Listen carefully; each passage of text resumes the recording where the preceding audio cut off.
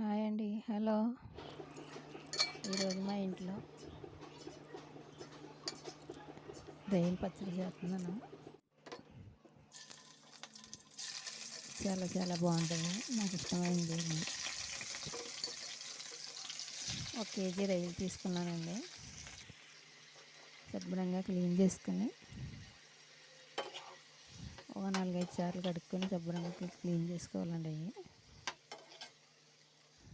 ఆ తర్వాత నెక్స్ట్ ఏంటంటే ఆ పొయ్యి మీద పెట్టి కొంచెం ఆయిల్ వేసి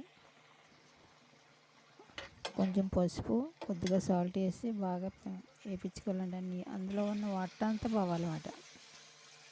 అందులో అంతా వాటర్ అంతా పోయేదాకా వేయించుకోవాలి. దాంట్లో కావాల్సినవి ఏంటంటే జీలకర్ర, ఆవాలు, మెంతులు, చెక్క, పాలక్కాయలు ఇవన్నీ కూడా కొంచెం దోరగా వేసుకొని పొడిని చేసి పెట్టుకోవాలండి. నేను ఇప్పుడు ఇది అల్లం వెల్లుల్లి పేస్ట్, ఫస్ట్ కొంటగా అల్లం వెల్లుల్లి పేస్ట్ సరిపడగా నూనె వేసుకుని అందులో బాగా పచ్చివాసన పోయేదాకా వేయించుకోవాలండి. పచ్చివాసన పోయేదాకా బాగా వేగాలండి. అవి తర్వాత రొయ్యలు వేసుకోవాలి. దాంట్లో ఇప్పుడు రొయ్యలు కూడా 10 నిమిషాలు వేగాలి. మళ్ళీ రొయ్యలు వేసుకుని మళ్ళీ కొంచెం ఒక 5 నిమిషాలు వేగాలి. 10 నిమిషాలు రొయ్యలు వేగిన తర్వాత మళ్ళీ మందాక మసాలా పొడి, ఆవాలు, మెంతులు ఇవన్నీ పొడిని చేసి పెట్టుకున్నాం కదండి.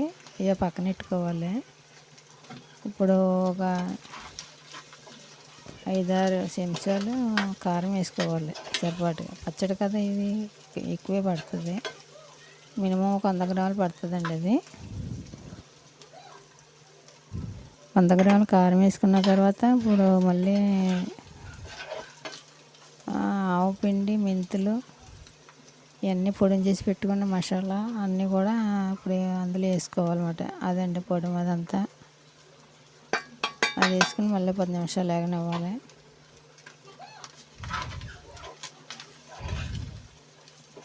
ఇదంతా ఆయిల్లోనే వేగాలి బాగానే.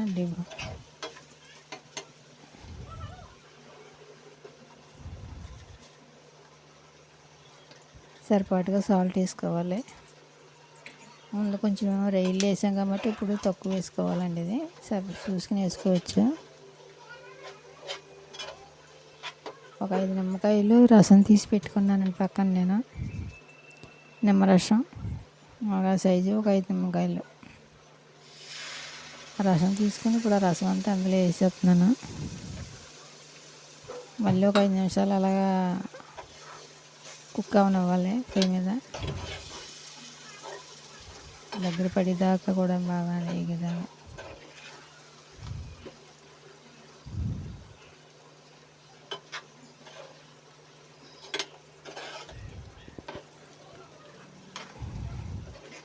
దగ్గరికి వచ్చేసిందండి. ఇది ఒక బౌల్లో పెట్టుకొని ఫ్రిడ్జ్లో పెట్టుకోవచ్చు, మామూలుగా పెట్టుకోవచ్చు. ఓ నెల వరకు వాడతామండి. అంతకన్నా ఎక్కువ పట్టలేదు. ఎప్పుడును ఓ మంత్ వాడతాం. టేస్ట్ అయితే సూపర్గా ఉంటుంది. చాలా బాగుంటుంది. మీరు పట్టి చూడండి. ఎలాగుందో కామెంట్ చేయండి. ప్లీజ్ సబ్స్క్రైబ్ చేసుకోండి.